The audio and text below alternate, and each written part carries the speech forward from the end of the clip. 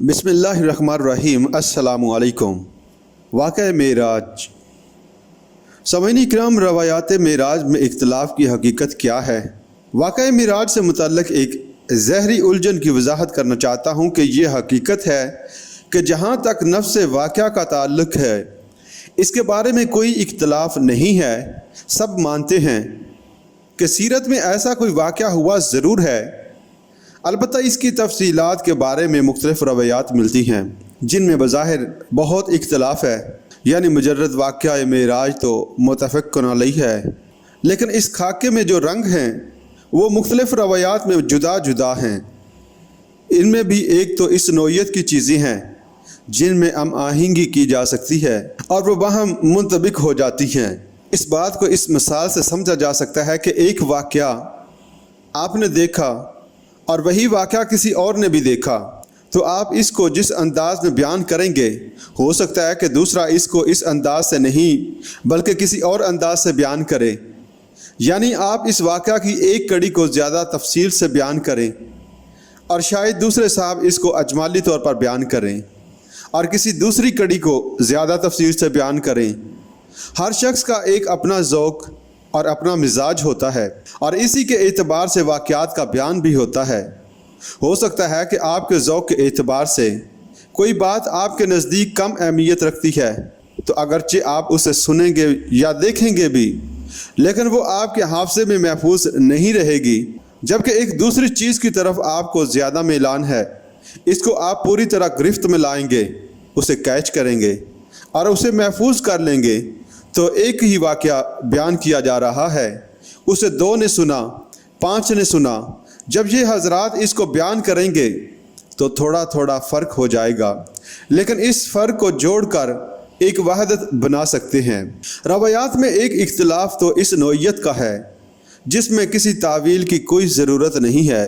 کہیں یہ ہوگا کہ اس واقعہ کا کوئی درمیانی یا بعد کا حصہ کوئی شخص پہلے بیان کر دے گا اور اسے جب یاد آ جائے گا تو وہ پہلا حصہ بعد میں بیان کر دے گا۔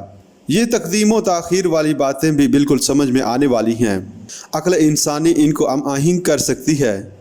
بعض باتیں ایسی ہیں جو irreconcilable ہیں، وہ بالکل متضاد نوعیت کی ہیں۔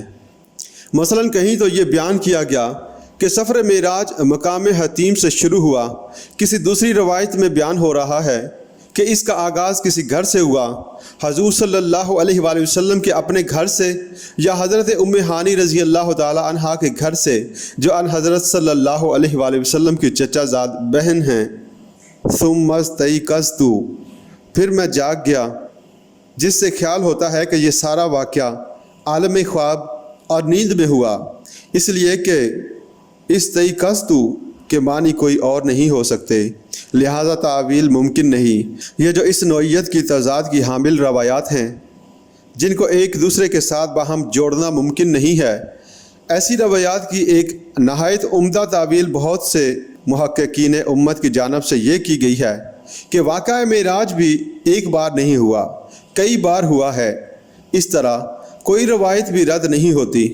بعض محققین اس تحویل کو تسلیم نہیں کرتے کہ واقعہ معراج بار بار ہوا ہے، بلکہ وہ اپنی تحقیق کی بنیاد اس روایت کو بناتے ہیں جسے وہ زیادہ معتبر سمجھتے ہیں اور صرف اسی کو قبول کرتے ہیں، اسی کے مطابق اپنی رائے کا اظہار کرتے ہیں اور بقیہ روایات کو وہ رد کر دیتے ہیں۔ سلف سے یہ اختلاف چلا آ رہا ہے اور یہ آئندہ بھی رہے گا۔ جناب ڈاکٹر اسرار صاحب اپنے ذاتی مطالعہ اور غور و فکر سے اس بارے میں بیان کرتے ہیں کہ جناب محمد رسول اللہ صلی اللہ علیہ وآلہ وسلم کو معراج کی سعادت کم از کم 2 مرتبہ حاصل ہوئی۔ ایک مرتبہ یہ واقعہ نبوت کے ابتدائی دور میں پیش آیا، یوں سمجھیے کہ یہ معراج نبوت کے سن 2 یا 3 میں ہوا، یعنی 42 یا 43 سن ولادت میں، اور یہ معراج ہوا ہے حالت نوم میں۔ ایسی روایات اس معراج کے ساتھ جڑیں گی جن کے آخر میں مذکور ہے ثم استيقظت، یعنی پھر میں جاگ گیا۔ یہ جو تجربہ ہے اس کو نیند میں ایک روحانی تجربے، ایک مکاشفے یا خواب سے تعبیر کیا جائے گا، اور جو دوسرا واقعہ ہے جو انتہائی مشہور و معروف ہے اور جس کو ہم معراج کے نام سے جانتے ہیں، یہ نبوت کے سن 11 کے آخر یا سن 12 کے اول میں ہوا ہے۔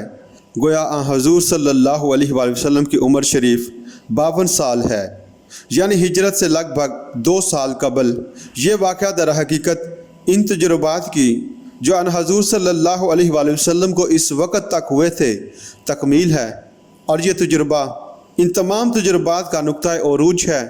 اور یہ سفر ہرگز نیند میں نہیں ہوا، یہ صرف روحانی تجربہ نہیں ہے، یہ کوئی رویا یا خواب نہیں ہے، بلکہ یہ سفر ہے بے جسد ہی نبی اکرم صلی اللہ علیہ وآلہ وسلم کے پورے جسد مبارک کے ساتھ معراج کا یہ پورے کا پورا سفر پیش آیا۔